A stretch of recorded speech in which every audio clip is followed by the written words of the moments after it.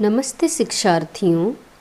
आज हम हिंदी व्याकरण की सबसे छोटी इकाई शब्द के बारे में जानकारी प्राप्त करेंगे। तो सबसे पहले हम देखते हैं शब्द क्या होता है। शब्द की परिभाषा देखिए, अक्षरों के सार्थक समूह को शब्द कहते हैं। सार्थक मतलब सही अर्थ वाला। अक्षर, स्वर और व्यंजन, इनको हम वर्ड या अक्षर कहते हैं। समूह मतलब दल या अंग्रेजी में जिसे आप ग्रुप कहते हैं। तो अक्षरों के जैसे क ख ग घ अ आ ई, तो अक्षरों के ऐसे समूह को शब्द कहते हैं जिनका सही अर्थ निकलता हो। जैसे उदाहरण के तौर पर देखिए, म, ह और ल, ये 3 अक्षर हैं।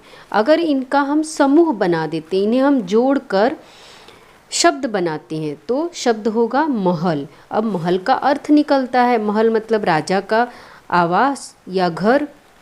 लेकिन इन्हीं तीनों अक्षरों को हम अगर उल्टा पुल्टा करके जोड़ते हैं, जैसे हमने पहले ह ले लिया, फिर ल और म, तो हमने ह ल म को जोड़ दिया, हो जाएगा हलम। हलम ऐसा हिंदी में कोई शब्द ही नहीं है, इसका कोई अर्थ ही नहीं निकलता है। तो ये शब्द क्या होगा? गलत होगा, ये शब्द नहीं कहलाएगा। इसी प्रकार से ल पहले हम ले लेते हैं, फिर ह, फिर म, तो हम इन तीनों को जोड़कर शब्द बनाते हैं लहम। लहम हिंदी में कोई शब्द नहीं होता, इसका कुछ अर्थ ही नहीं निकलता है, इसलिए ये भी शब्द नहीं कहलाएगा। तो शब्द क्या होता है? अक्षरों के ग्रुप या समूह को शब्द कहते हैं जिनका कोई अर्थ निकलता है। ऐसे अक्षरों के समूह को हम शब्द नहीं कहेंगे जिनसे अर्थ न निकलता हो। तो अब प्रयोग के आधार पर, प्रयोग मतलब इस्तेमाल के आधार पर शब्द के 2 प्रकार होते हैं, विकारी और अविकारी। विकारी मतलब इस्तेमाल करने में जिनमें बदलाव आते हैं, चेंजेस होते हैं। जब हम इनका प्रयोग करते हैं तो ये स्थिति अनुसार लिंग, वचन, काल, कारक के अनुसार परिवर्तित हो जाते, बदल जाते हैं, तो इनको हम विकारी कहते हैं, जिसे सव्यय भी कहा जाता है। तो इसमें 4 प्रकार हैं, संज्ञा, सर्वनाम, विशेषण, क्रिया। अभी संज्ञा का ही कोई उदाहरण ले लीजिए, जैसे देखिए लड़का।